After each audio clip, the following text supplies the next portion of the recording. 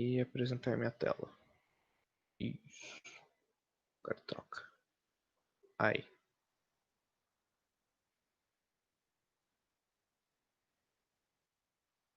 Bom, galera. Boa noite, oficialmente, agora para todo mundo. Hoje a gente vai começar a falar de Design Pattern e aí alguns recados, né? Então, primeiro assim, a gente meio que acabou a ementa de PO, né? Tipo, a parte realmente ali, passo a passo, que está escrita, né? O conteúdo geral de PO a gente conseguiu abordar já, né? Então, com a aula passada, a gente meio que terminou essa parte básica. Só que ainda tem uma parte lá que seria a parte de encapsulamento, né? De separação de implementação e, e, e o cabeçalho e tal, que assim, é um assunto que a gente abordou ao longo do semestre, obviamente, que são as boas práticas, mas eu queria reforçar isso com vocês com um design pattern especificamente, que são vários padrões de design interessantes que alguns são muito usados, outros nem tanto, mas que são soluções bem conhecidas por aí. E geralmente esses design patterns ajudam muito a fazer uma melhor acoplamento de código e várias outras coisas. Então, por isso que é legal de fazer. E todo professor quase fala design pattern PO. O Batista, por exemplo, tem no material dele, que eu quero usar uns exemplos nas próximas aulas também. E outros lugares lá, o livro de PO famoso lá do Java e tal, do Deitel também tem algumas coisas. Então, assim, é um negócio bem legal da gente aprender.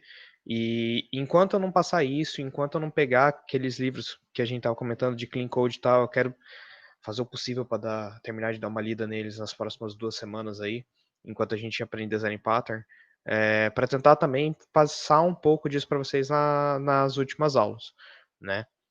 Porque eu acho legal. Eu não tenho tanto conhecimento disso também. É uma parte mais difícil, né, de você ter uma boa arquitetura de projeto, mas é um negócio que, assim, como eu comentei para vocês algumas vezes, é um negócio que é super importante, é um negócio que a gente não vê muito na graduação, que a galera que eu conheço, que foi trabalhar, que acabou montando startup e tal, todos eles comentam que é uma falta, né, que se tem na indústria real de gente que tem noção de arquitetura de software, que consegue montar soluções e tal, e é algo que eu queria tentar fazer com vocês. Então, né, pergunto, Vans, porque a gente meio que acabou a parte real, assim, pesada de PO, só que eu quero tentar passar provavelmente as próximas 3 aulas com vocês falando só de design patterns e tentar apresentar pelo menos os mais importantes, vocês vão entender porque pelo menos os mais importantes, porque tem muitos, e aí eu vou ver se a gente tenta fazer algum exemplozinho maior, que nem eu tava pensando de RPG e tal, com a turma de Lab de CC eu tô fazendo um remake de Pokémon em C com eles, eu tava pensando em fazer algo parecido com vocês em Java, tipo, fazer estrutura tal, fazer um projeto bem definido, bem bonitinho, acoplar tal, pegar mais umas 2 aulas para isso, 2, 3 aulas aí, provavelmente, só pra gente praticar mesmo, treinar com vocês, trocar ideia de como a gente poderia arquitetar, como poderia fazer e tal.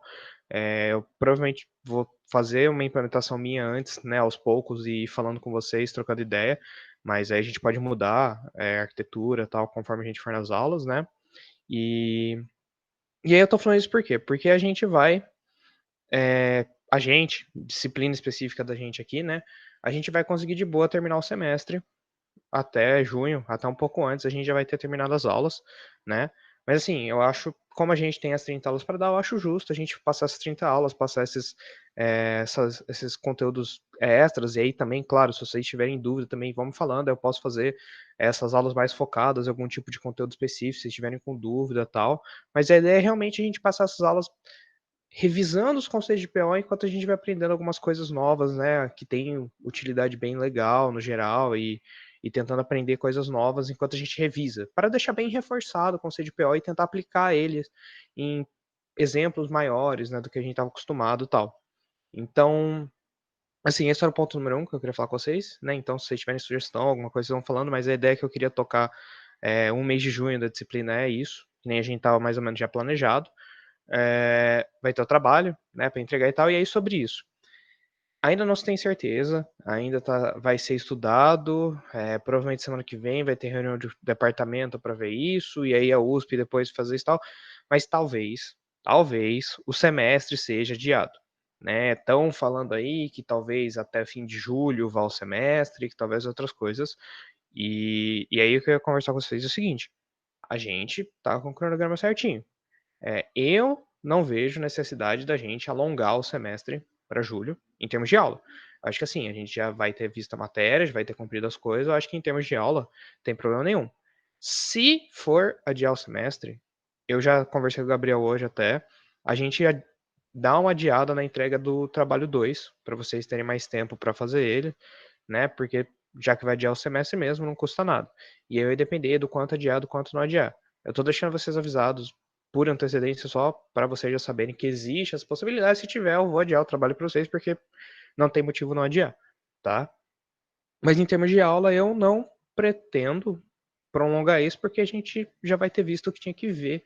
Então, não acho que faz muito sentido ficar dando mais aulas para vocês a troco só do que o semestre adiou, né? Tipo, a gente já viu. Beleza?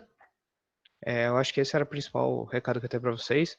E que esse fim de semana eu vou dar um jeito de pegar as notas do exercício 4 que o Gabriel já corrigiu e também a prova que eu não consegui essa semana que estava super corrida, mas esse fim de semana eu dou um jeito de passar para vocês e aí vocês já vão ter quase a nota do semestre inteiro.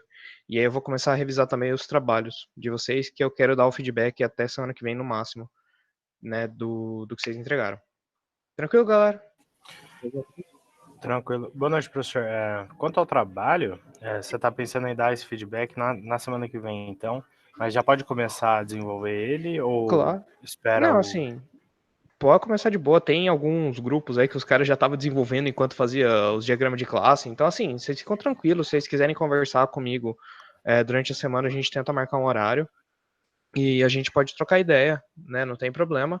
Mas, assim, eu vou fazer o possível para revisar o que vocês entregarem logo nessa semana agora, para dar um feedback rápido para vocês. Mas, assim, podem começar a implementar. Se vocês tiverem alguma dúvida que assim tá realmente impedindo vocês de trabalhar, vocês podem me falar, eu arrumo um horário, dou uma reunião com vocês para a gente tirar essas dúvidas, mesmo que eu não tenha corrigido de todo mundo. Porque assim, tem gente que já está implementando, tem gente que já me mostrou mais ou menos como estava desde a primeira reunião, o diagrama e tal, então a correção vai ser assim, algumas pessoas eu vou ter que corrigir com mais calma porque eu não tinha visto nenhuma versão do projeto, outra vai ser super tranquilo porque eu já vi basicamente na reunião e vai ser mais rápido de corrigir. Então assim, quem tiver com dificuldade para começar o projeto e quiser me falar, pode falar de boa, beleza? Tranquilo, Bruno? Tranquilo, Léo, muito obrigado. Nada. Então acho que é isso de recado, galera. Aí se vocês quiserem falar alguma coisa depois disso, vocês mandam mensagem, vocês falam comigo o que vocês preferirem. E para a aula de hoje, então, a gente vai começar a falar então de design pattern. Eu estava bem indeciso de como abordar isso, porque são vários padrões e eu não queria ficar jogando o padrão na cara de vocês, só que ao mesmo tempo eu não queria fazer uma aula muito pesada, então o que eu tentei definir é que a gente tinha 2 aulas de design pattern, eu provavelmente vou passar para 3. Hoje eu vou tentar apresentar o conceito de design pattern, o que é e os tipos, né, que são divididos em 3 tipos principais, e aí tem alguns mais novos que são por fora, e tentar falar pelo menos um de cada, só para a gente tentar situar o que, que é e como funciona. É, eu não vou pegar e programar com vocês coisas hoje e tal, porque já vai ser uma aula bem pesada teoricamente, mas a minha ideia é que na terça a gente pegue pelo menos uns 4, 5 design patterns para mostrar uns exemplos, rodar algumas coisas, mostrar arquitetura e pensar mais com calma eles, né? E aí na outra aula também a gente fazer mais ou menos isso, aí sei lá, se tudo der certo, a gente conseguir abordar pelo menos uns 10, 15 design patterns mais importantes até na semana que vem, porque sexta que vem é feriado, Corpus Christi. Então, como é feriado mesmo, não que vamos dar muita coisa pra gente no normal, né? Mas não vai ter aula. Então, nas próximas 3 aulas eu vou tentar abordar isso, tá? Que é isso, né? Design pattern.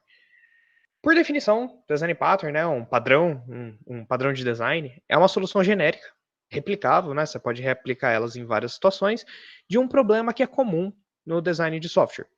Então, ele não é um design final, né, que é para se transformar diretamente em código, né? Tipo, olha, você vai programar assim, assim, assim, assado, não importa o que aconteça a solução. Não. É meio que um template, né? Uma descrição geral de como eu resolvo um problema. É tipo seguir uma receita de bolo, só que aí você vai mudar a receita de acordo com o que você quiser. Né? Tipo, sei lá, eu vou colocar eu vou colocar nozes na minha receita, beleza, você pode colocar, não tem problema, mas a receita geral é aquela, né? É, o lado bom dele é que ele pode ser usado em várias situações, né? Então, no geral, eles podem aumentar a velocidade de desenvolvimento, né? Se você ter uma boa noção do paradigma, já você consegue aplicar ele rápido. E como eles já são testados e provados, e aí uma coisa entre aspas no provados, porque esses paradigmas, eu vou falar depois melhor, mas eles são bem ad hoc. É assim, tipo, é provados porque muita gente usou, mas não tem uma formalização muito grande por trás deles, né? Eles também ajudam a prevenir vários daqueles errinhos pequenininhos que vão se acumulando e aí vira um problema gigante no fim do projeto, porque no começo não dava problema, mas chega lá no final e você olha e fala: Meu Deus, velho, agora toda vez que eu for mudar essa variável, eu vou ter que mudar 5 pedaços do meu projeto diferente, não importa o que eu vou fazer. De experiência própria, eu tive que fazer isso no meu doutorado essa semana, pra, tipo, mudar um int pra uma lista. Nunca façam código macarrão, galera. Espaguete nunca é uma boa solução. Eu me arrependo disso, mas eu tinha uma semana para implementar um jogo inteiro. Quer dizer, um protótipo, pelo menos. Então foi o que rolou. E também ele facilita muito a legibilidade para quem é familiar ao padrão. Então, por exemplo, se você chega e fala, é um singleton. Geralmente quem conhece singleton já vai saber, é assim, assim, assado, beleza, tal. É um factory, é assim, assim, beleza, já sei o que que é. Então, geralmente, assim, pra galera que tá mais acostumada, principalmente pra orientação a objeto, né, esses paradigmas aqui, os design patterns são muito usados no paradigma de OO, esses que eu vou falar, tem outros para outras linguagens, né. Geralmente a galera já sabe de cabeça como é. Né? Então, se falar, implementa um factory, a galera já vai e tem uma noção mais ou menos de como fazer ou não. A galera que tá mais tempo de experiência, tá? Não são padrões, tipo, normais a gente vê na graduação, como eu falei. E uma outra coisa muito legal deles é que a gente não precisa saber especificamente qual problema aquele. Não é um problema de tipo, esse é um problema que toda vez que você vai fazer um troco de máquina de refrigerante você tem que usar. Não, ele é genérico, né? Ele tem uma aplicação bem mais geral. Existem algumas críticas a eles, como eu tinha comentado para vocês. Alguns críticos, né, famosos da área de engenharia de software falam que você só precisa usar o padrão de design se a linguagem não for abstrata o suficiente.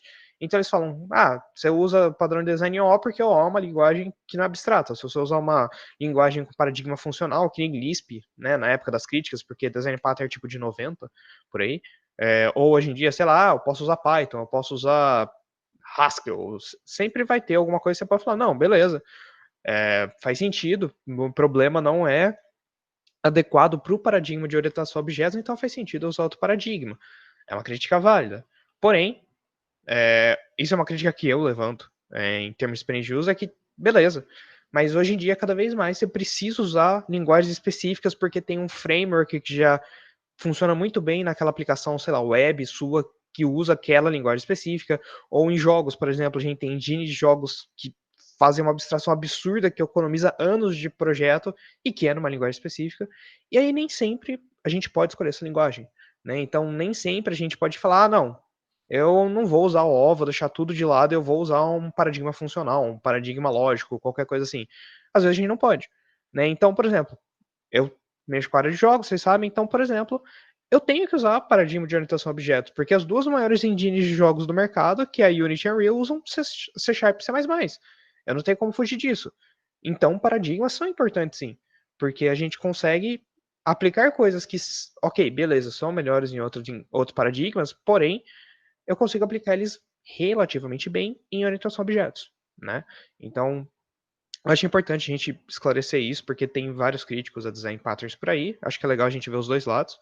É, Também existe uma falta de fundamentação formal, que nem eu falei, eles são bem ad hoc, né? Mesmo que eles foram feitos pela Gang of Four, que vocês vão ouvir muito falar em engenharia de software, análise de projeto orientado a objetos, essas matérias de engenharia de software, são 4 caras super famosos que, assim, tem um trabalho excelente. Eles são bem ad hoc, e nem eles mesmos conseguem advogar 100% em defesa dos padrões de projeto, porque eles não funcionam 100% do tempo. Eles são meio que templatezões ali que você pode usar e que ajudam se você souber o que está fazendo, né?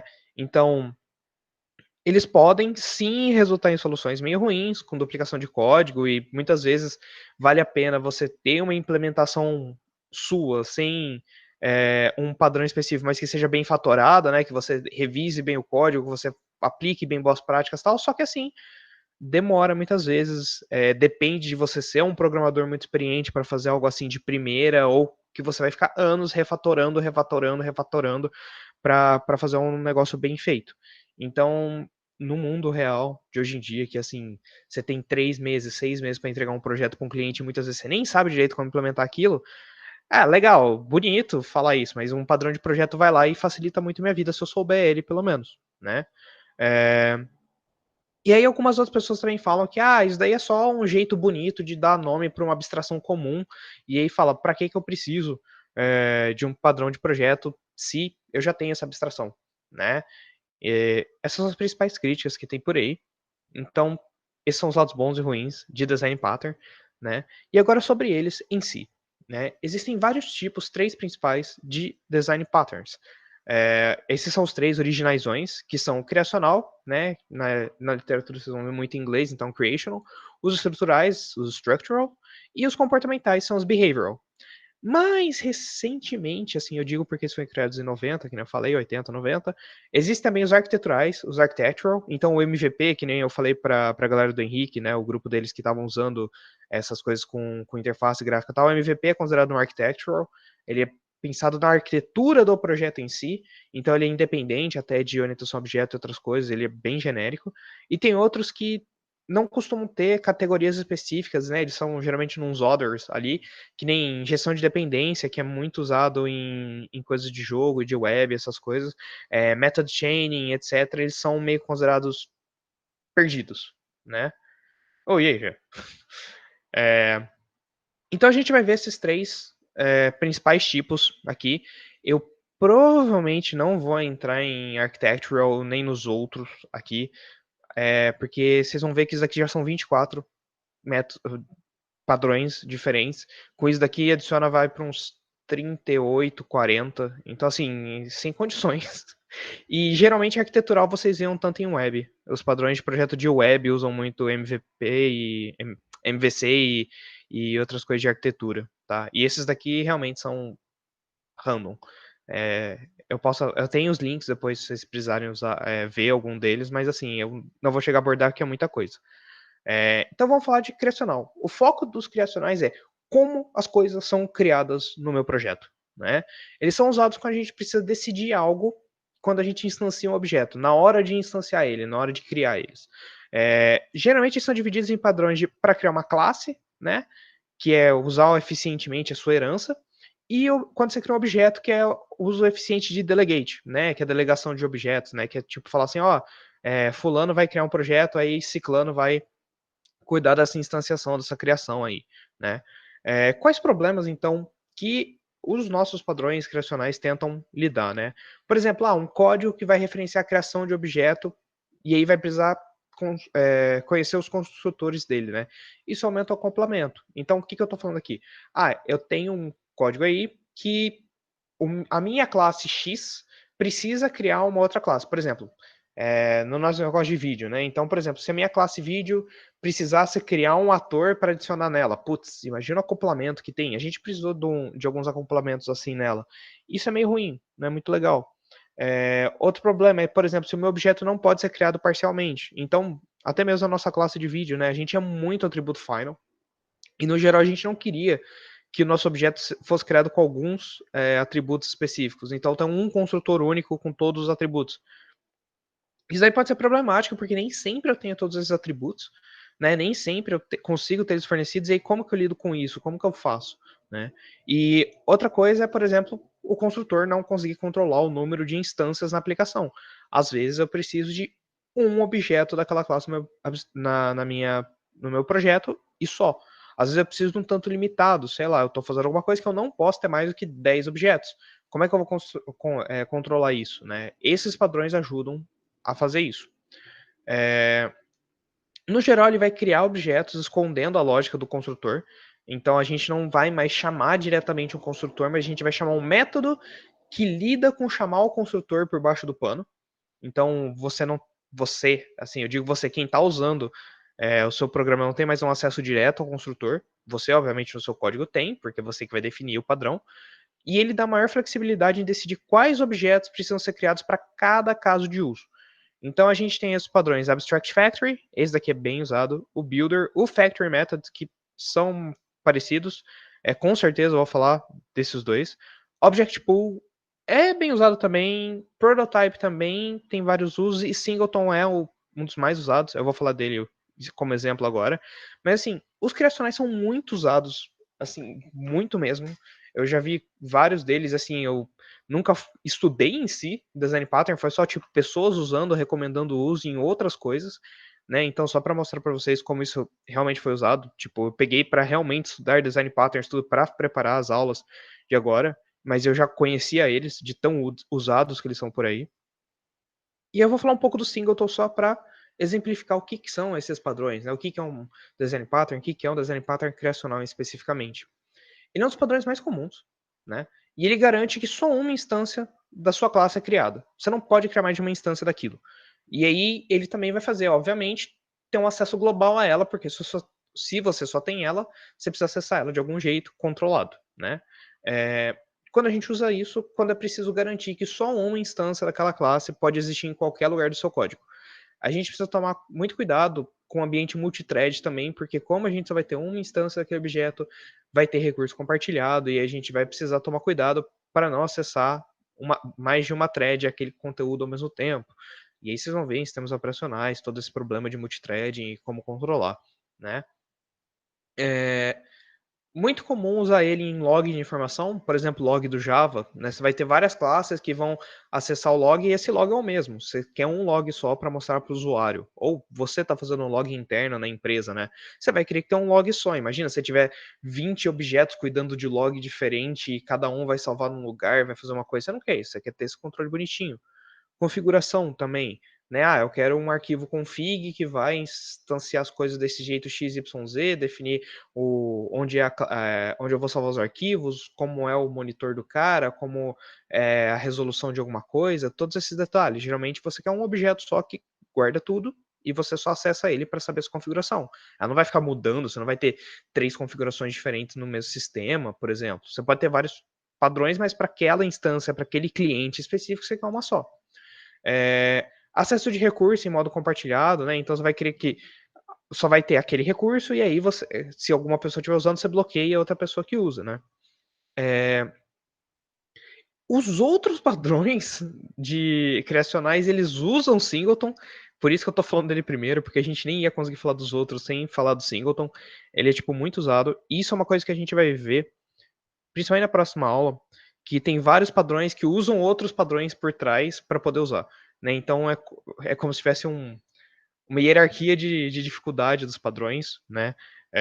E aí por isso que é importante a gente conhecer vários padrões, porque eles permitem usar outros padrões facilmente, né?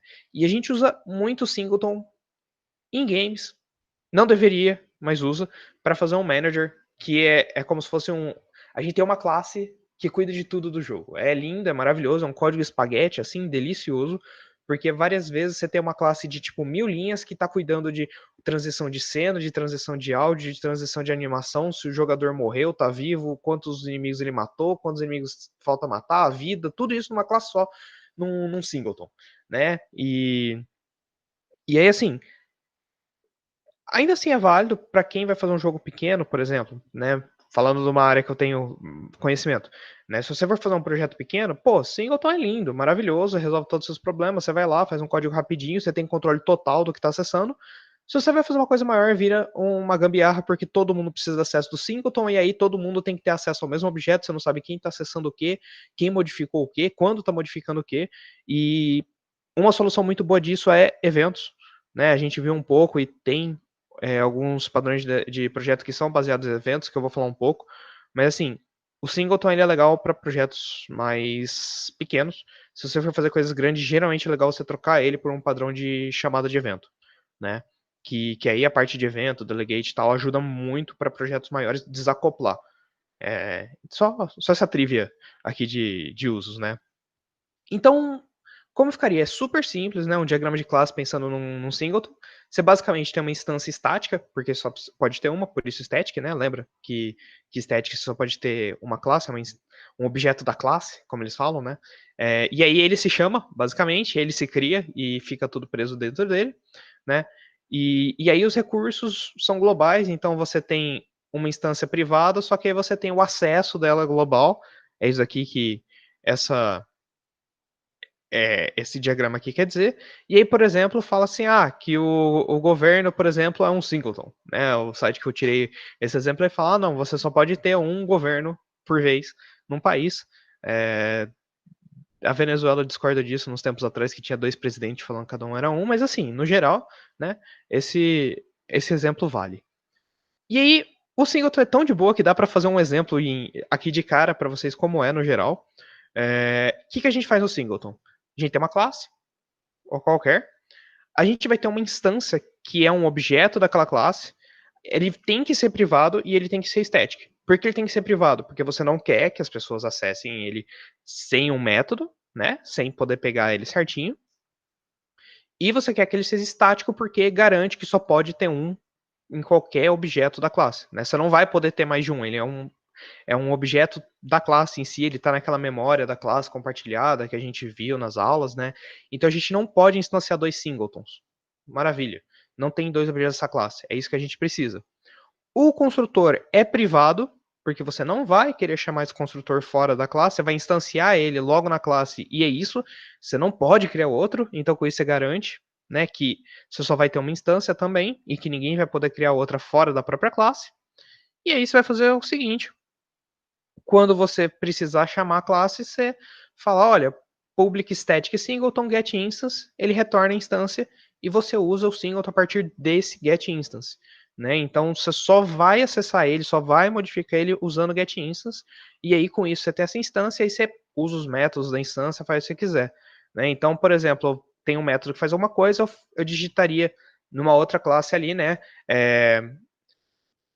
Singleton.getInstance.do something. E aí ele faz aquilo que a classe tem que fazer.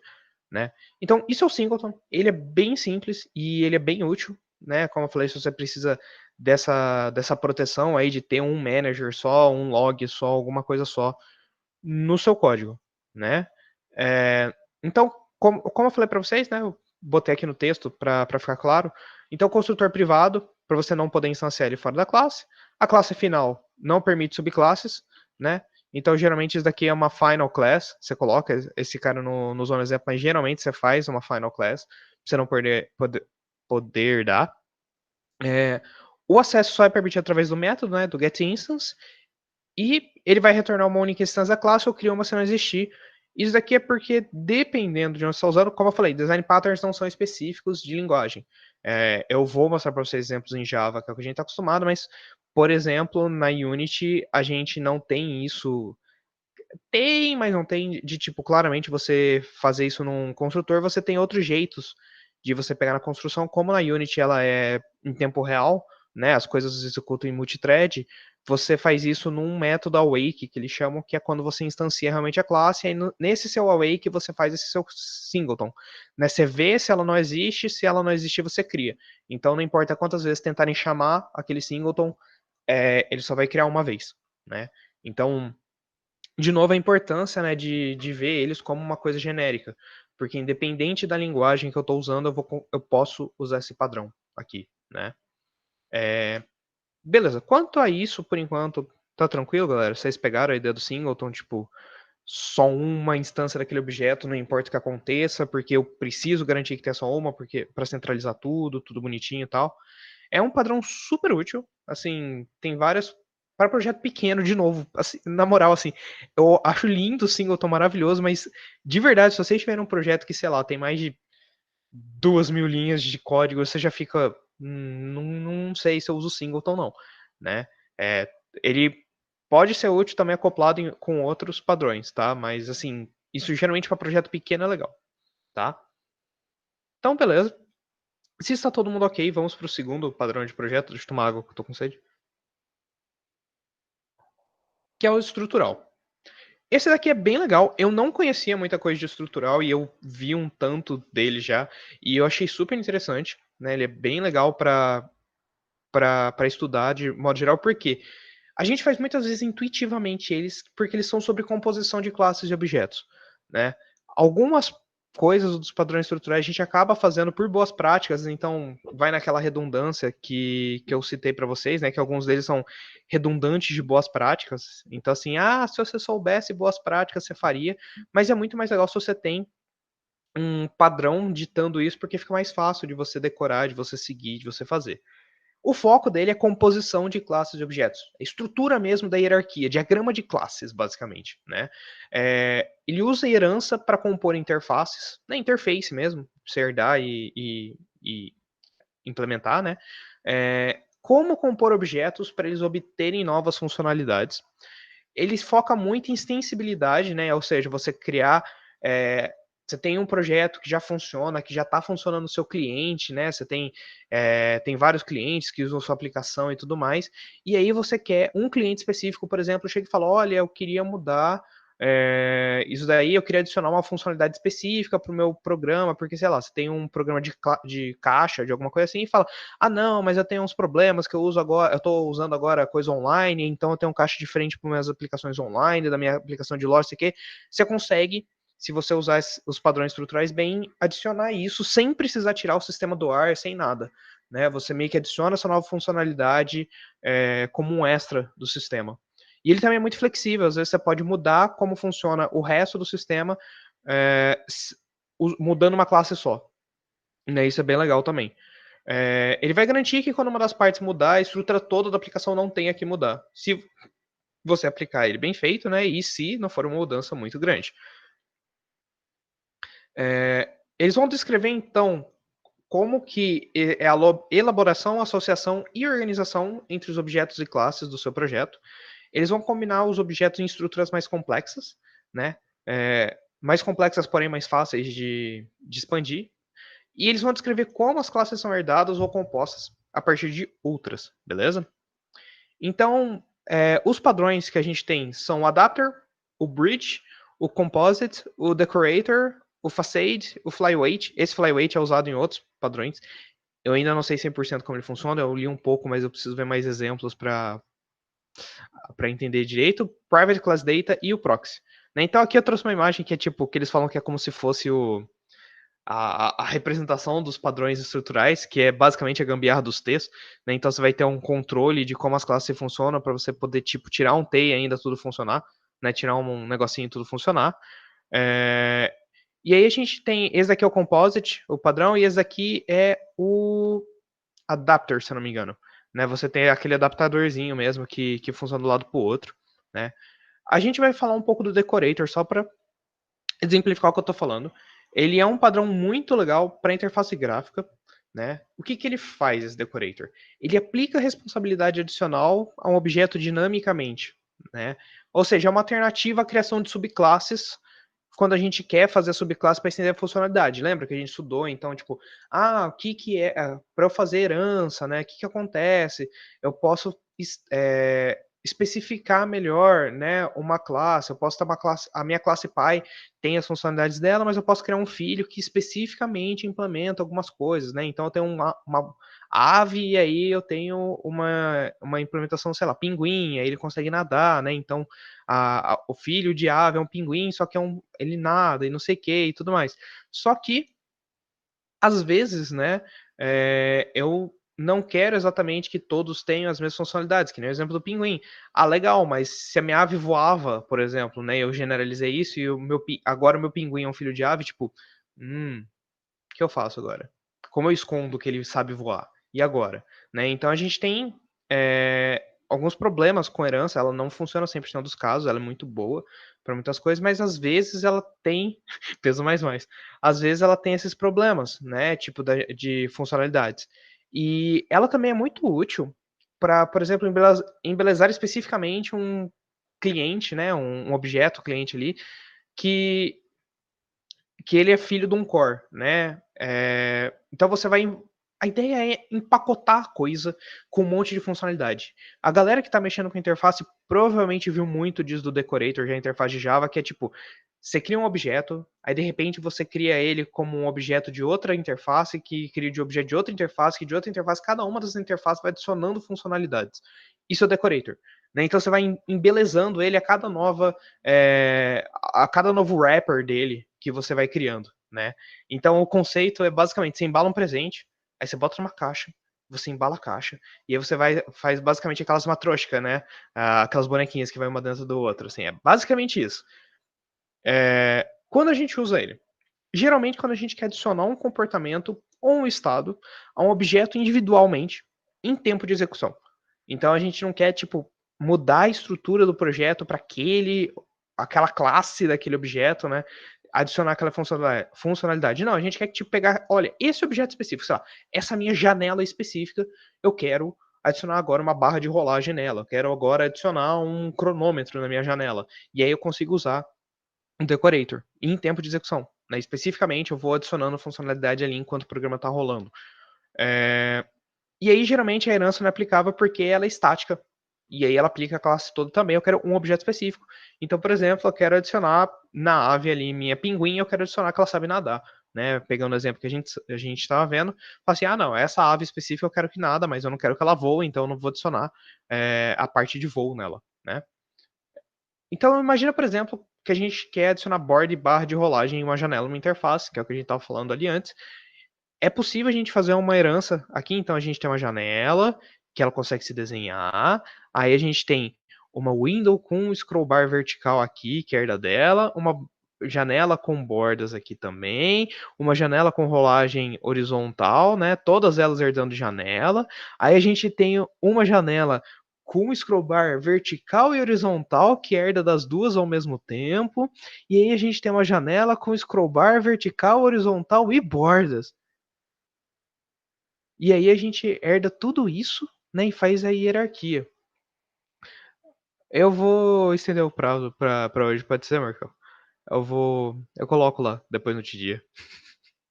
O... Então, assim, a gente pode fazer essa hierarquia inteira complexa, né?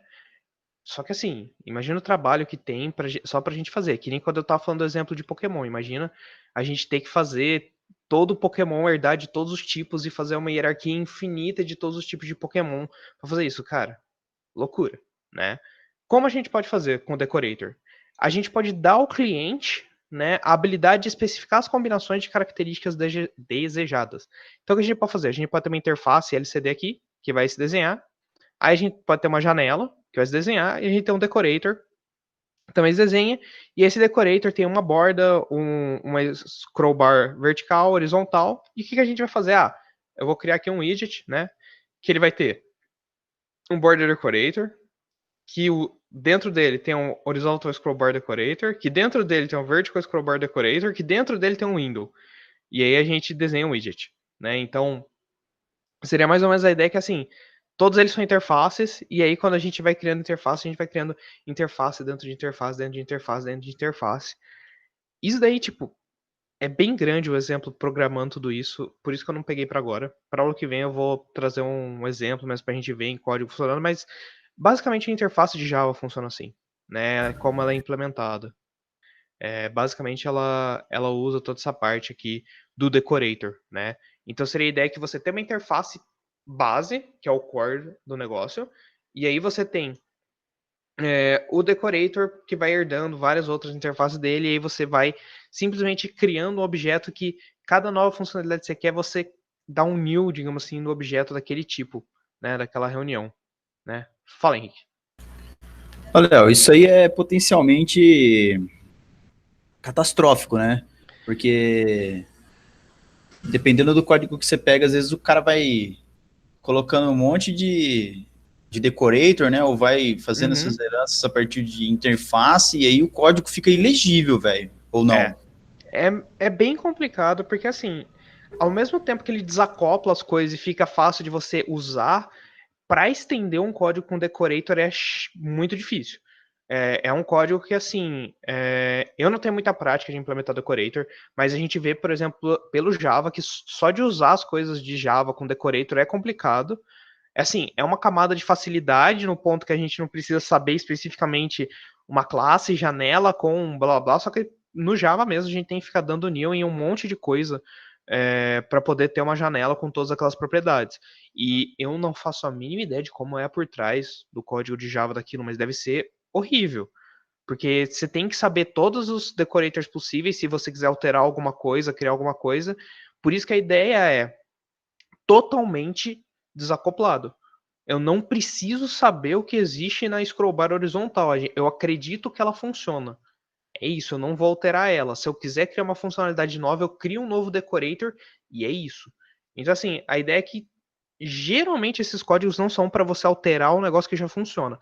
É realmente ir na fé, sabe? Que tipo, o desenvolvedor que fez aquilo fez, funcionou, testou, tá realmente fechadinho e eu não preciso alterar nunca mais na minha vida. É mais ou menos essa a ideia. E aí, tipo, se eu quiser estender, eu faço um novo decorator e esse novo decorator tem essa nova funcionalidade. O que é importante mesmo eu estar com visível, né, para fazer essa interface que os outros vão herdar, ou essa, pelo menos essa PAI aqui, né, que é o que vai ter todos em comum. Isso daqui eu preciso fazer de um jeito bem visível pros outros programadores. O resto em si a gente não precisa tanto, mas aí é o que eu tô falando, né? É catastrófico mesmo se o cara não fizer aquilo super fechado. Né? Tem que ser um negócio muito black box, assim, funciona, testado, sem problema algum, e eu só vou na fé e posso usar.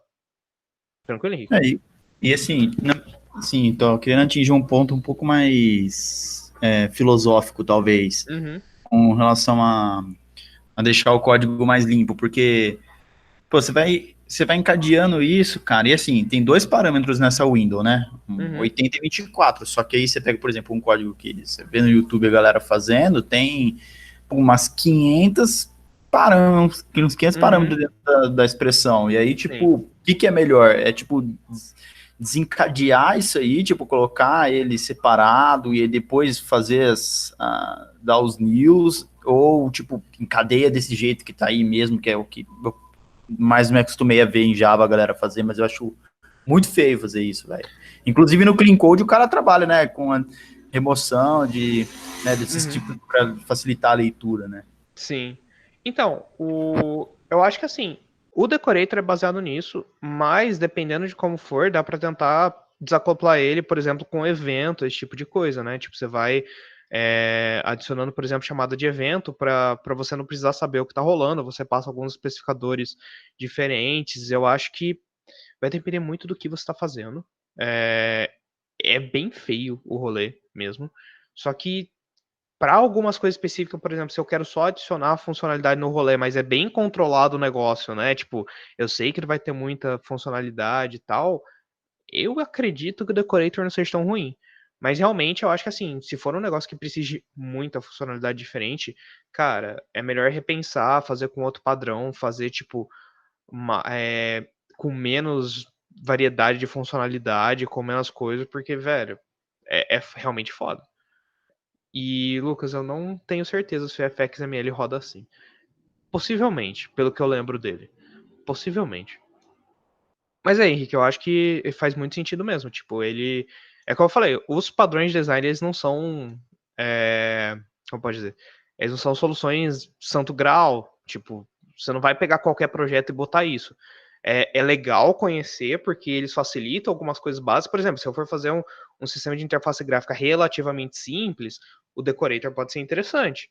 Agora, eu preciso conhecer ele também para falar, tipo, oh, beleza, meu projeto é muito complexo para usar isso. Tipo, não faz sentido usar isso. Eu vou precisar usar outros padrões para desacoplar mais. Eu vou precisar fazer de um outro jeito, remodelar, né? Então é realmente, cara, fazer projeto grande é arte, cara. É muita experiência, muita coisa para poder olhar o negócio desde o começo e já falar, velho, desse jeito eu acho que não vai rolar, é melhor desacoplar, é melhor fazer de outro jeito, depende de linguagem, depende de framework que tá usando, então realmente é foda, assim, eu não recomendaria você ficar usando Decorator, um negócio que você vai ter muita função que você vai ter que acoplar, velho, fica legível, não dá pra entender o que tá rolando, e a chance de dar merda com tanta coisa acoplada junto é absurda.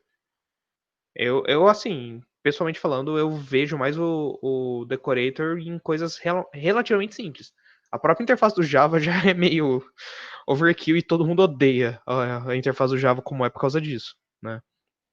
Mas eu acho que é por aí mesmo, Henrique. Eu acho que é parar pra pensar nesse tipo de coisa e, tipo, velho, realmente isso aplica no meu caso? Ou não, sabe? Tipo, isso vai ficar horrível, vai ficar difícil demais de pensar. Eu acho que, assim, a gente tem que ter muito esse pensamento crítico e é um negócio que a gente ganha com experiência mesmo, né? De tentar fazer o projeto, dar a cara a tapa, ver que ele deu ruim, fazer de outro jeito, ver a galera implementando disso, ver a galera falando bem e mal de cada um e tal. Né? Eu acho que por isso que é legal, por isso que eu tô tentando passar para vocês design pattern, exatamente pra gente ver esses tipos de projeto e tentar ver, tipo, o lado bom, o lado ruim de cada um e tal. Tranquilo? Tranquilo, legal, valeu. Beleza. Bem, a solução então do. Ah, fala, Jean. Fala.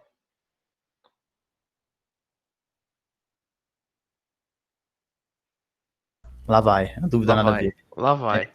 Dá medo dessas coisas. A herança parece invertida? Não, ela tá certa, ó. Esse é o pai e esse é os filhos. A setinha aponta pro pai.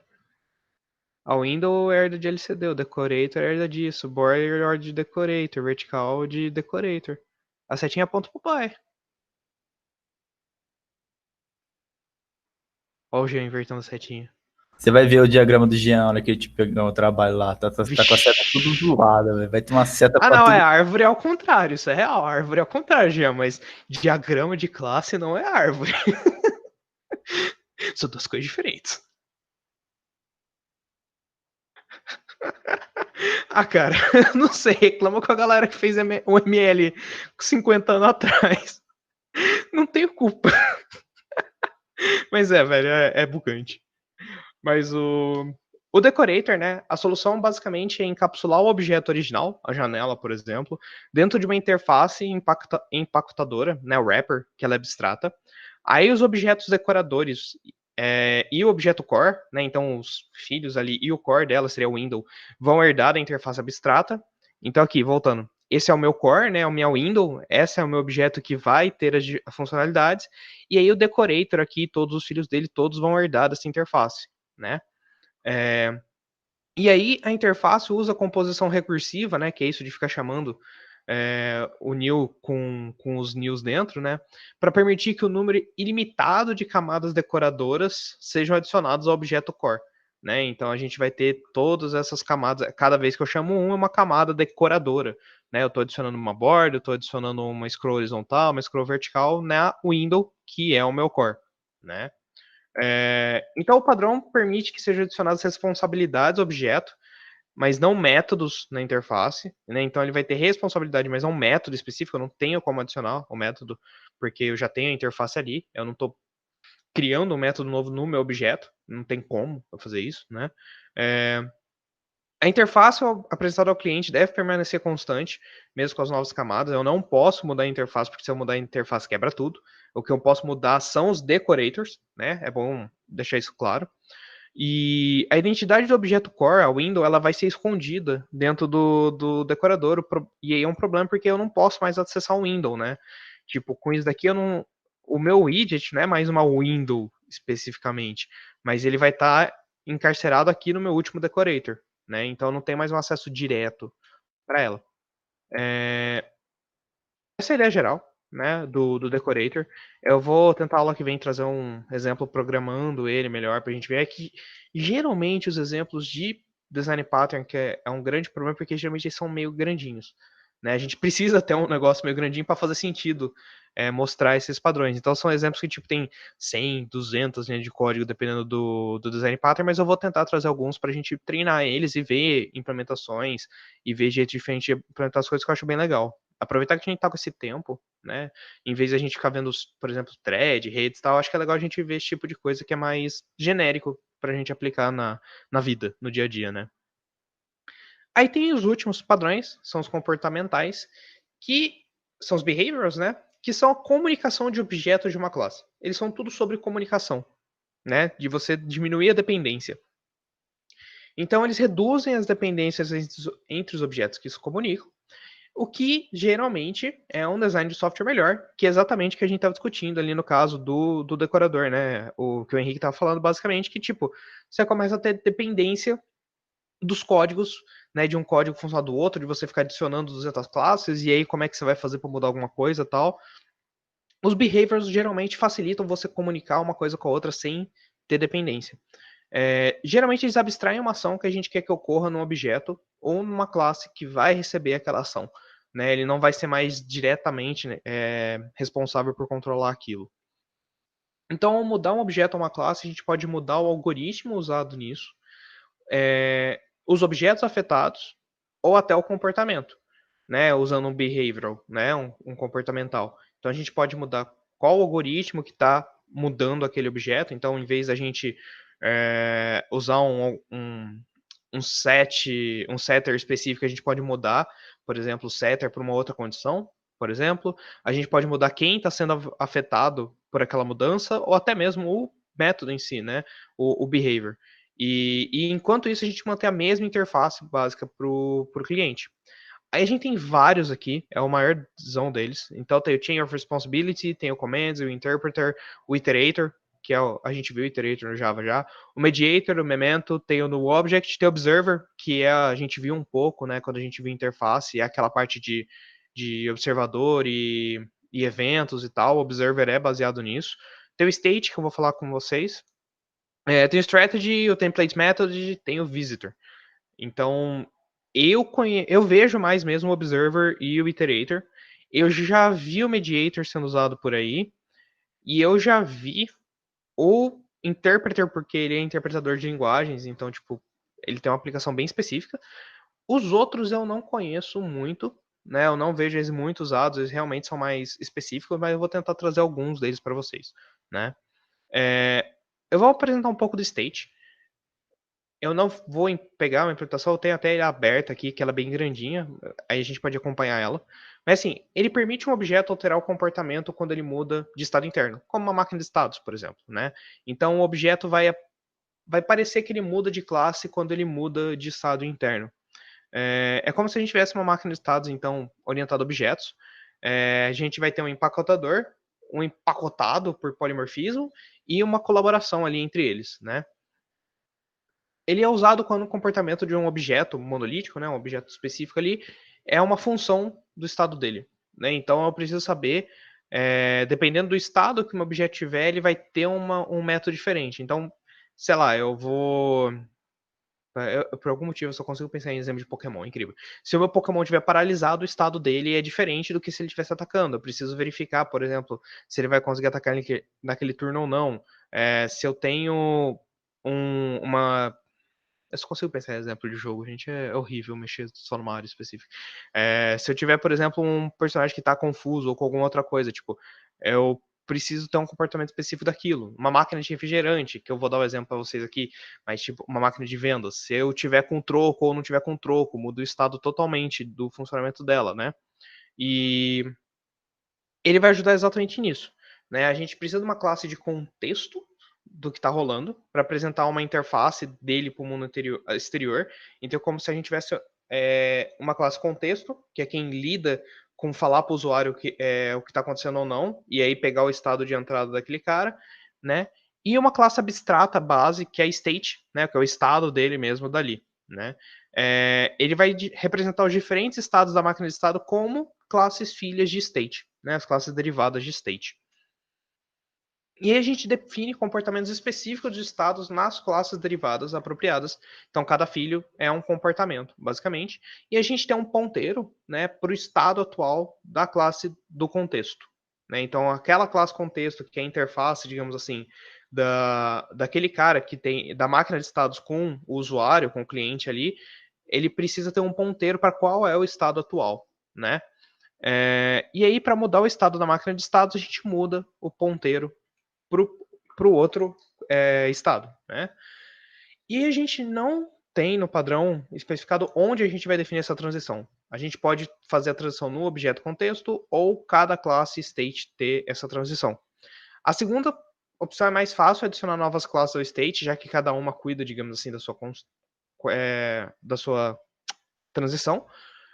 Em vez de ter o contexto, né, que vai ter que, cada vez que eu mudar, eu ter que mudar o contexto para saber como mudar, mas cada classe derivada vai ter que saber, né, vai ter acoplamento com as irmãs dela, porque aí elas vão ter que definir entre si quem vai mudar, então você pode ter uma certa dependência entre si, mas assim, eu não tenho totalmente certeza, porque eu nunca implementei direito em state, mas eu acho que se você combinar state com eventos, você tem basicamente o que a gente usa na Unity, quando a gente realmente acopla bem os eventos de jogo, que basicamente você tem cada script cuidando de si mesmo, só que usando os eventos para passar as informações, você não precisa acoplar ninguém a nada.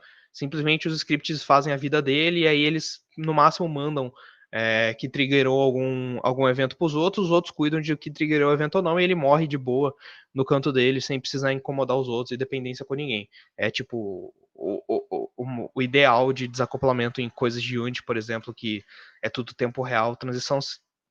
Eu vi aqui, né? Tipo, eu ainda preciso estudar melhor todos esses design patterns e ver se realmente é o que a gente usa na Unity, se tem uma ligação direta, mas parece que é uma combinação de state com observer, né?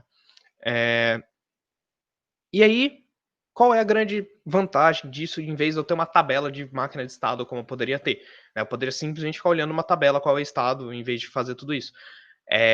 A tabela é legal para especificar as transições, mas é difícil adicionar as ações que acompanham a transição, porque eu precisaria verificar a tabela, e a tabela teria que chamar uma função específica, então teria um switch case gigante de condições, esse tipo de coisa. E aí a abordagem padrão, né, do padrão, state, ele usa o código, ao invés da estrutura de dados, de tabela, para especificar as transições, mas o lado bom é que acomoda bem a transição entre estado, porque cada código cuida da sua transição e do que ela faz, né? Você não precisa de um switch case infinito, por exemplo. A interface dessa máquina de estado vai ser encapsulada no empacotador, a gente vai ver na próxima slide o que eu estou falando. A hierarquia de quem foi empacotado, né, da interface, ela espelha a interface dessa classe empacotadora, com exceção que a gente tem um parâmetro extrazinho aqui que eu vou mostrar, que permite que as classes derivadas do empacotado chamem de volta a empacotadora, né? Eu preciso dessa comunicação. E a complexidade vai ser compartimentada, né, e encapsulada em uma hierarquia polimórfica delegada pelo empacotador. Então a gente vai ter o cliente e a gente vai ter o contexto, né? Então é esse contexto aqui. Ele basicamente vai ter qual é o estado atual, que vai ser um estado, né? Vai ser esse cara aqui. Aí a gente tem vai para o próximo e define um estado, né? Então, aí a gente precisa, então, saber qual é o estado atual. E aí o estado, a gente tem o estado 1, 2, 3, que vão ser todos filhos dele. Então a gente tem basicamente essa ideia, né? Por exemplo, contexto set state 2, quando ele for o next, né? O próximo vai para ele. Então, o que a gente está falando aqui é basicamente isso, né? A interface da máquina de estado é encapsulada na classe empacotadora, né? Então a gente tem essa interface aqui que vai pegar e vai ser encapsulado numa empacotadora aqui, né? Tipo, vai poder falar quem é o próximo e qual é o estado, só que ela vai ter que estar olhando para o estado. Então, usando o polimorfismo aqui, que é o que ele está falando, né? A complexidade é compartimentada e encapsulada em uma hierarquia polimórfica, né? Por quê? Porque agora eu vou ter um state, então lembra de polimorfismo. Se eu tiver um state, um objeto state, a única coisa que eu preciso é dar um new state 1, new state 2, new state 3, né? Ou apontar para um. Se eu tiver, por exemplo, um singleton, olha só, né? Se eu tiver um singleton para cada uma delas, para eles cuidarem especificamente de coisas específicas, se eu quiser, ou algo assim, eu posso simplesmente pegar aquele ponteiro que está aqui, o meu current, e apontar para qualquer um deles aqui, desde que o meu current seja declarado como um state. Né? Então, para onde ele está apontando, ele pode apontar para state 1, 2, 3, 4, 5, quanto for que eu precisar. Né? Então, o state ele é basicamente essa ideia. Né? Então, eu vou ter uma classe contexto, que vai ter um ponteiro para um objeto estado. Ele vai falar, ele vai ter um método para definir qual é o próximo estado, para definir o estado inicial, um estado específico, né?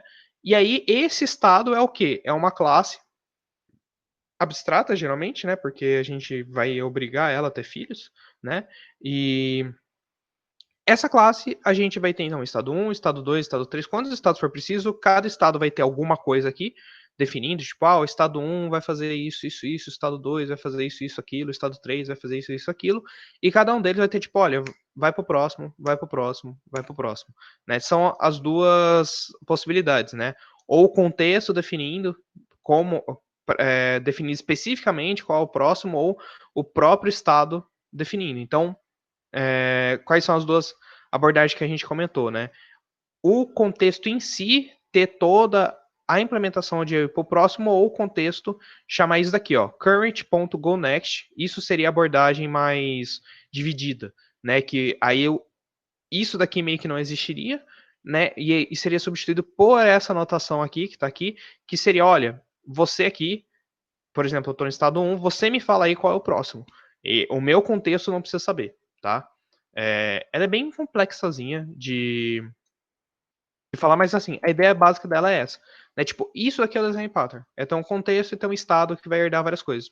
É isso, né? Ele é bem complicado da gente entender direito, mas ele é basicamente isso. E eu vou usar um exemplo aqui para tentar ficar o mais simples, né? Por exemplo, a máquina de vendas. A gente teve vários estados. Os estados são baseados, então, nos itens que tem para vender, no dinheiro que o cara colocou, no troco que eu preciso dar para ele, se eu tenho também o troco ou não, qual item o cara quer pegar e algumas outras coisas, né? Quando o dinheiro colocado e a gente seleciona alguma coisa, a máquina vai ou entregar o item e o troco do cara, ou não entrega o produto porque não tem estoque, ou entrega o produto e não tem troco, porque o cara deu o dinheiro certo, ou não entrega nada porque não tem troco para dar pro cara, não tem pagamento suficiente, por exemplo. Ou o cara não pagou o suficiente, ou não tem o troco, esse tipo de coisa. Então seria mais ou menos isso, né? A gente tem a máquina, aí a gente tem uma interface aqui, né? Aqui teria aquela interface que vai cuidar de falar, olha, eu tenho o contexto, qual o contexto, e a gente tem o estado geral, e aí o estado para cada um, né? O de estoque, o de depósito e tal, e a gente vai acessando cada um desses estados diferentes, né? A ideia foi, mais ou menos. Eu tenho aqui com vocês, cadê? Não é isso que eu queria. Tudo isso aqui é coisa de design pattern, tá, galera? Que eu estava tentando estudar para passar legal para vocês. Aqui. Então, eu tenho um exemplo aqui implementado. Acho que, assim, eu vou passar por cima só para a gente ter uma ideia, né, de como fazer. Mas, por exemplo, a gente teria um estado, né, uma interface package state, que eu só vou ter aqui um update state. Eu preciso dar um update, passar um contexto específico, né? Aí eu vou ter um acknowledge, que vai ser uma implementação do package, que é um estado, né? Então aqui são os estados de um pacote, né? Só falando aqui, o pacote é de um sistema de entrega, correio, por exemplo, né? Então eu tenho um pacote, o estado do pacote genérico, né? Abstrato, como eu falei, no ponto que assim, eu vou precisar dos meus filhos, né? Para fazer alguma coisa, uma interface. Aí eu tenho, por exemplo, o meu pacote foi reconhecido, né? Eu peguei ele, tá funcionando. Então o que eu vou fazer? Eu vou implementar o pacote, eu usei um singleton, olha só. Ó, eu posso usar um singleton aqui, né? É uma instância só específica do acknowledge. Então, eu só tenho uma implementada, eu não vou conseguir duas. E eu vou fazer o quê, né? Eu vou pegar e falar assim, olha, quando for atualizar... Oh, caramba, eu não posso... Tá bom, eu não vou dar highlight. Quando eu for atualizar o meu status, eu simplesmente pego o contexto, né, e falo, olha, o pacote foi reconhecido. E aí eu falo, olha, o próximo pacote é shipped, né? Eu vou lá e falo, eu mudo o status na mão, ou eu poderia ter uma outra função que fala próximo, e o próximo define, mas isso aqui seria ele definindo por si.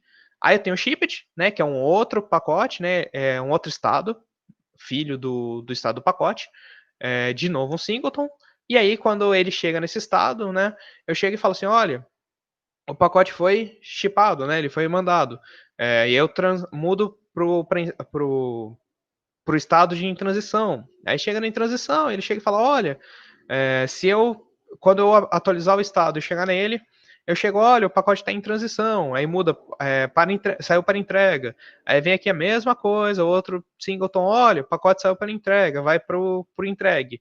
Aí ele vem aqui e fala, olha, o pacote foi entregue e é isso aí. Quando eu atualizar o estado, ele fica aqui, olha, o pacote foi entregue, o pacote foi entregue, o pacote foi entregue. E não muda mais. Aí tá preso ali nessa máquina de status, tá? E aí tem o contexto em si, né, que é quem vai manusear tudo isso. Então, que vai fazer o quê? Ó? O meu contexto vai ter um estado atual, lembra? O ponteiro para o estado atual no meu pacote. E eu tenho o ID do package, que vai ser uma string, né, o cara que falou. Eu inicializo ele, então, passando, né, um current state e um ID. Eu vou chamar o pai dele, seja lá o que precisar instanciar. Geralmente é uma boa prática se chamar o construtor do pai. Mas, assim, no caso não tem... Ele não herdou de ninguém especificamente. O estado atual vai receber o estado atual, o pacote vai receber o pacote atual. Se o estado for null, eu vou falar, tipo, olha, acknowledge. Se o estado atual for null, eu vou passar para o acknowledge, que seria o primeiro dele.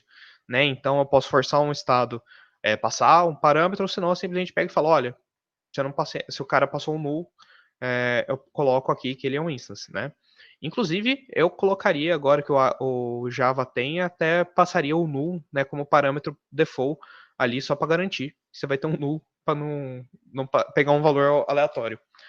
Aí a gente pega e fala assim, olha, tem um get current state, né, um getter aqui, retorna o estado atual, um set current state, né, o setter dele ali, get package ID, set package ID, e um update, que simplesmente ele vai e updata o estado atual, né, current state.update this, né, então ele vai pegar o estado que ele estava e chama o método update dele, que lembra que é o cara que vai chamar ele, né, da update e tal. E aí, por exemplo, se eu for fazer a main dele, vai ser simplesmente isso, né? Eu crio um novo contexto de entrega e fico chamando update, né? Basicamente isso é a ideia do state. E a gente fez uma máquina de estados. Obviamente, se a gente pegasse um paradigma que ficasse mais fácil, um funcional, alguma coisa, daria para fazer isso bem mais simples, mas a gente está usando o OO, e o OO a gente não tem como mudar o estado das coisas, os objetos e tal, né? Então a gente precisa de algo assim. Assim, o exemplo é grande em termos de código, mas ele é simples, né? No geral, a maioria é replicando a mesma coisa sempre. Tranquilo por aí, galera? Eu acho que ficou legal a ideia, assim, do que é um state, por exemplo. A gente vai ver outros paradigmas mais pra frente, mas a ideia do state, por exemplo, é um comportamental, né? Vocês viram que ele lida só com a conversa entre objetos, né? Tipo, obviamente ele lida um pouco com a estrutura, preciso fazer a estrutura de herança e tal, mas o principal contexto dele é como que eu vou comunicar o meu estado atual com o mundo lá fora, com o meu cliente, né? Como que eu vou fazer essa mudança de estado de um jeito que fique organizado o meu código, que fica fácil de criar estados novos, né? Então, se eu quiser criar um estado novo, você vê aqui que o, o cara aqui do contexto, ele não precisa saber quais são meus estados, quem são meus estados, né? Vocês viram que tem um desacoplamento total do contexto em si, da mudança de estado com quais estados existem.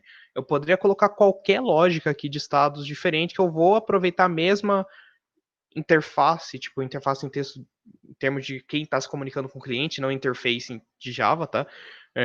Eu posso mudar totalmente que ainda vai estar rolando no meus clientes, né? Então isso é bem legal, né? Tranquilo aí, galera? Vou voltar para o slide aqui. Então, só para dar uma fechada na aula de hoje, a gente tem tudo isso aqui de padrão, tá? Então, como eu falei para vocês, né, resumindo aqui os criacionais, tem o Factory, tem o Abstract Factory, Builder, Prototype e o Singleton. Calma aí, que eu já li, só deixa eu terminar aqui. O estrutural, né, que tem o adapter para o objeto, tem uma diferença de classe objeto, tem o bridge, tem o composite, tem o decorator, facade, flyweight, proxy, o behavior, então, interpreter, template method, chain of responsibility, command, iterator, mediator, observer, state, strategy, visitor. E tem mais um monte que é extra, né? E aí a gente vai tentar ver boa parte deles, pelo menos metade deles aí eu acho que a gente consegue ver nas próximas aulas, porque eu acho que é legal, né? Como vocês viram, são lógicas de programação diferentes que eu acho que vale muito a pena a gente estudar. Eu não conheço todos, né? Eu falei para vocês, estou sendo bem sincero, eu não conheço todos, eu estou aprendendo, estudando, vocês viram que eu estou cheio de aba aberta, tentando ver melhor como passar isso para vocês, como aprender, como mostrar exemplo, e eu acho muito legal. Eu acho que é um negócio que, assim, falta muito na nossa formação no geral, na graduação, na culpa de ninguém específica, tipo, é um negócio que falta mesmo ter, e eu acho que é muito legal ter, porque assim, eu vejo muita galera no mercado pedindo isso, né? Por isso que eu acho muito importante passar isso. Quando usar classe abstrata, quando usar interface? Cara, é um grande debate da humanidade, mas basicamente a ideia é que assim, interface, ela é legal de usar, porque, principalmente no caso que assim, a interface eu posso fazer herança múltipla, né? Pensando em Java, em C# e tal. A interface me permite fazer herança múltipla, né? Que é assim, a interface só vai definir os métodos que eu preciso implementar e aí a minha classe que implementar a interface precisa ter aqueles métodos, né?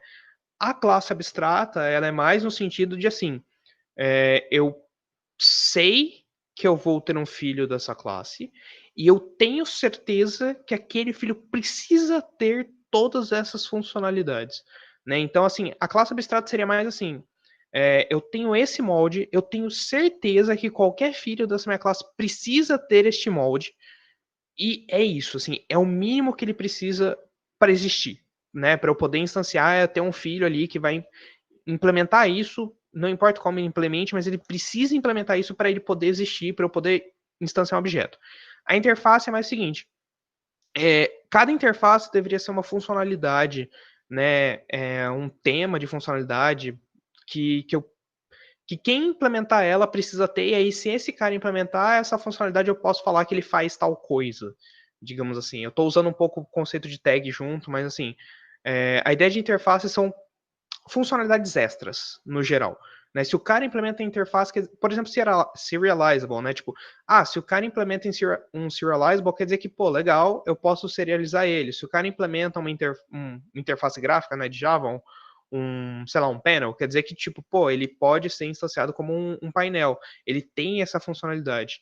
Agora, a classe abstrata é mais que nem o exemplo de Pokémon que eu falei com vocês, né? Tipo, eu acho que é um exemplo que ficou legal, que é tipo, eu tenho uma definição geral de Pokémon, eu sei como é um Pokémon no geral, só que, cara, eu sei que todos os Pokémons têm que ter aquilo. Eu tenho certeza disso. Só que eu preciso ter ter um Pokémon específico ali para ele poder ser implementado como um objeto, né? Eu preciso definir ainda algumas coisas no meu filho para ele poder ser implementado ali. Como ele tá naquele jeito, a classe abstrata eu não posso implementar ele ainda, mas eu tenho certeza que ele precisa ter pelo menos isso para existir. Essa é mais ou menos a ideia. Então, por exemplo, eu poderia só herdar de uma classe abstrata Pokémon e eu tenho um Pokémon que funciona, só que ao mesmo tempo ele pode implementar várias interfaces diferentes para adicionar coisa nele. Sei lá, se é um Pokémon que tem Mega Evolução, eu implemento a interface Ismega. Né? Sei lá, se ele tem Z-Move, eu falo Easy-Move. Has-Move, no caso. Enfim, mas o Is é padrão de usar. É mais ou menos essa ideia, Henrique. Eu acho que. Beleza. É mais ou menos essa ideia. Assim, tem algumas outras coisas meio específicas, mas a ideia é mais ou menos essa, né? E aí eu peguei aqui um resumão desse site super legal aqui sobre os métodos, que aí a gente vai tentar ver eles, mas, por exemplo, o Abstract Factory, né? As estrelinhas são o quão usado ele é na vida real. Ele deixa você produzir famílias de objetos relacionados sem especificar as classes concretas deles. É bem legalzinho. Abstract Factory é bem legal. Um amigo meu que trampa na indústria tal usa muito isso. Uns 2, 3 amigos meus, na verdade, que me falaram disso. Eles usam bastante. O Builder também é bem usado, né? Deixa você construir objetos complexos passo a passo. Então você vai criando basicamente cada objetozinho em partes. Ele permite a você produzir diferentes tipos e representações de objetos usando o mesmo código de construção, né? Então ele quando você tem um objeto bem mais complexo, você consegue usar ele. Tem o Factory, né, que provê uma interface para criar objetos de uma superclasse, mas deixa subclasses alterar o tipo dos objetos que vão ser criados. Ele também é bem legal, bem usado. O Prototype já não é tão usado, deixa você copiar objetos existentes sem fazer o seu código dependente da classe deles. E tem o Singleton, que é o que eu falei para vocês, que você garante que uma classe tem só uma instância enquanto tem um acesso global. Né? Assim, ele é bem usado, só que ele, ao mesmo tempo, abre mão para muita gambiarra e muita coisa problemática depois. Por isso que ele não é tão recomendado, que eu falei para vocês, né? Aí tem os estruturais, tem o adapter, que é o mais usado deles, que deixam objetos com interfaces incompatíveis colaborarem. É bem louco, você consegue fazer tipo objeto com interface diferente e ainda agir, digamos assim, juntos. Tem a ponte, que não é muito usada, que tipo deixa você quebrar uma classe maior num conjunto de classes bem proximamente relacionadas, em duas hierarquias separadas, né, de abstração e implementação, que pode ser desenvolvida independente de cada uma. Tem o Composite, que é mais ou menos usado, deixa você compor objetos em estruturas de árvores e aí trabalhar com essas estruturas como se elas fossem objetos individuais, que é basicamente o que a gente falou, que tipo, ficou horrível fazer todo esse tipo de coisa, mas às vezes é a vida. O Decorator, que a gente viu, né? Você vai colocando novos comportamentos, objetos, colocando eles em wrappers, né? Tem o Facade, que provê uma interface simplificada para uma biblioteca, um framework ou algum outro conjunto complexo de classe. O Flyweight, que apesar da galera meio que usar ele como base, ele em si não é tão usado, eu realmente também nunca vi ele usado na prática. Deixa você colocar mais objetos num pedaço de RAM, dividindo ele em partes comuns do estado entre múltiplos objetos, em vez de deixar toda a data em um objeto só. Parece muito gambiarra isso. Na real, eu não vi ainda como implementa um flyweight, mas parece muito estranho. Tem o proxy também, que deixa você ter um substituto ou placeholder de outro objeto, né? Ele vai controlar o acesso ao objeto original, deixando você fazer alguma coisa antes ou depois de fazer a requisição do acesso para o objeto original, né? Então ele serve como um encapsulamento extra do seu objeto, mas também ele não é muito usado, né? Como está falando aqui. E tem os behaviorals, né? Que são tudo isso de behavioral. A cadeia de responsabilidade não é tão usada assim. Deixa você passar requests pela cadeia de handlers, né? Então você vai ter vários handlers que vão lidar com o request e passar adiante conforme ele precisar. Então, quando esse handler recebe o request, ele decide se vai processar ele ou passar para o próximo handler. Então é bem. Então, geralmente, quando você tem, por exemplo, um código assim muito complexo, que tem muitas classes que estão executando, você precisa de um controlador geral. Então, assim, um dos motivos que provavelmente ela não é muito usada é exatamente você controlar, né? No geral, principalmente hoje em dia, eu vejo muito isso, que é quanto mais desacoplado o seu código, melhor. A galera tá tentando buscar muito desacoplamento de código, porque é horrível o código muito acoplado para você fazer projeto grande. Hoje em dia, os projetos estão cada vez mais complexos, né? Tipo, as coisas básicas já foram criadas basicamente pela indústria. A gente precisa de cada vez projetos com mais funcionalidades, complexidade e tal.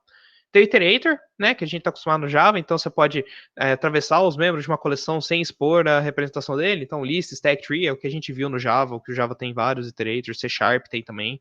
É super usado, né? Já está feito a maioria deles.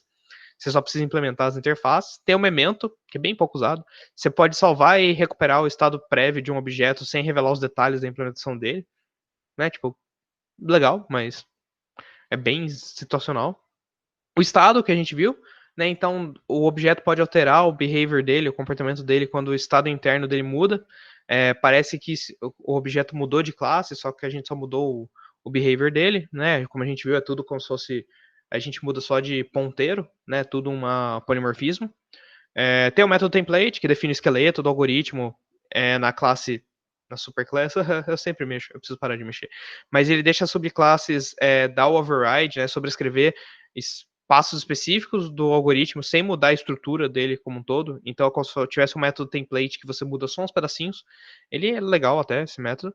Tem o command, né, que é bem usado, que você pega uma request, né, uma requisição de um objeto standalone, um objeto sozinho ali, separado dos outros, que contém todas as informações da request, e a transformação deixa você parametrizar o método com requests diferentes, né? Você pode dar um delay ou empilhar ele na execução dessa request, e aí você pode dar suporte até em operações que você não conseguiria fazer normalmente, né? Então ele é bem legal para você dividir, separar as coisas, e separar bem, fragmentar as coisas e ter requests para esses objetos separados. Então, de novo, ele é bem usado por causa disso. O mediator, né, que você reduz as dependências caóticas no objetos. Então, o padrão restringe a comunicação direta entre eles e força eles a colaborar via o mediator. De novo, você vai inchar algum mediador para trabalhar com isso, não é sempre uma boa ideia. Aí tem o Observer, que é bem legal, né, que a gente viu um pouco, que deixa você fazer um sistema de subscrição de notificação. E você notifica múltiplos objetos de qualquer evento que aconteceram. É muito usado o Observer, muito usado. Assim, se você precisa de muita interação de tempo real no seu programa, com toda certeza vale a pena usar um Observer, né? Facilita muito tirar a dependência do código do projeto. Tem o Strategy, que deixa você definir uma família de algoritmos, colocar cada um deles numa classe separada e fazer esses objetos serem interchangeable. Então, vocês podem mudar ali o objeto pode mudar de classe sem eu precisar fazer um polimorfismo direto nem nada assim, é bem útil. E tem o visitante, que se separa os algoritmos dos objetos que opera. Bem pouco usado também, né? Então a ideia foi essa de apresentar para vocês os design patterns no geral. Como vocês viram, tem bastante. Esse site é muito legal. Eu vou até mostrar para vocês aqui. É muito legal o material desse site, cara. Esse site aqui, ele tem de várias linguagens, exemplos em várias linguagens. E aí, por exemplo, Abstract Factory, né? Ele tem um livro que eu usei boa parte do livro como material desse cara aqui, mas assim, ele mostra aqui o problema, ele mostra a solução, como faz, mostra o diagrama de classe, tem o código. É muito bom esse material, cara. Eu gostei muito, assim, eu quero estudar ele com calma quando eu tiver, mas por enquanto eu tô extraindo eles pra mostrar pra vocês, pra gente conseguir mexi bem na aula, mas tá muito legal. Ele tem até o e-book dele que tá em promoção até. O e-book parece tipo que realmente vale a pena, na real. O livro dele e tal. Esse cara aqui é o mesmo. É um outro site dele, mas assim, eu tava usando ele também pra passar pra vocês, né? Tipo, é um site bem legal. Esse site aqui é bem legal, tá tudo na referência esses daqui, que ele mostra ele mostra um diagrama de classezinho aqui, opa, ele mostra como usar, os usos comuns, tal. Ele é uma versão simplificada daquele outro, né? Os tutoriais também é legal, cada um eles acabam falando um pouco mais de alguns usos, de algumas especificações deles, né? Nossa, se o dólar ajudar, está caindo, né? Caiu pra baixo de 5 hoje. Vamos torcer, né? Tem vários materiais aqui que eu tava vendo pra vocês. Esse aqui também é legal, falando de design pattern. Ele tem. É bem genéricozão, mas ele fala do geral design pattern. Inclusive ele que fala dos outros designs, né? Ele é um que dividiu melhor, mas, por exemplo, os padrões arquiteturais aqui, né? Então, Interceptor, Model View Controller, Model View View Model, Model View Presenter, Any Tier, Specification, Publish Subscribe, que é. O Publish Subscribe ele é basicamente de eventos. Eu não consigo entender direito a diferença dos dois até hoje. Pra mim, os dois são tipo Observer, Publish, Subscribe são basicamente a mesma coisa. Eu não sei. Inversão de controle. Eu preciso tentar realmente entender a diferença dos dois, porque, pelo menos, por exemplo, quando você vai ver na Unity, C#, essas coisas, é literalmente a mesma coisa. Eles só mudam o nome. Tem Rule Design Pattern, Dependency Injection, Intercept Filter, Lazy Loading, Mock Object, Method Chaining, Inversion of Control, Unity of Work. Então, assim, tem mais coisas novas, né? O Dev Media sempre tem alguns cursos legais, então, no geral, ele até fala de Grasp, por exemplo, que são os diferentes. O Gang of Four, que são os que eu falei para vocês, que são aqueles 3 principais, né? Aí ele vai falando um pouco de cada um, mas ele não tem exemplo nem nada, é bem geral, esse aqui. Aí o cara legal. Esse Medium, onde eu tirei a. Tem até a árvorezinha e tal, ele fala um pouco de cada um, bem geralzão também. Tá tudo na referência. Os outros não são muito legais, não. O resto eu abri aqui pra ver, mas não tem nada muito legal. Mas é isso por hoje, então, galera. Aí, a aula que vem, então, a ideia é eu trazer alguns outros design patterns para usar de exemplo com vocês, para a gente implementar, programar, e eu vou trazer mais implementado mesmo. Mas a aula de hoje foi mais para a gente ter essa ideia inicial do que eles são, como eles são, que cada um ajuda. E aí a ideia é que assim, eu vou tentar passar pelo menos uns 10, 12, pegando os mais usados para vocês ao longo das próximas 2 aulas, né? Então, terça-feira a gente tem aula, eu apresento alguns, sexta não tem, na outra terça eu apresento mais uns e meio que a gente termina o Design Patterns. Eu acho que aí tá legal.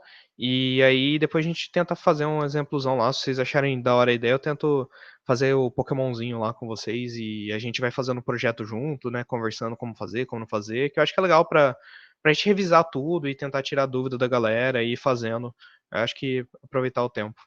Beleza, então, galera? Acho que é isso. Eu vou reabrir lá a submissão do trabalho, se alguém ainda não entregou.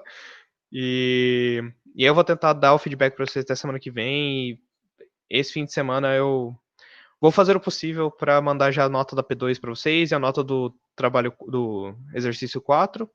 E aí o Gabriel falou que vai começar a corrigir o 5 também.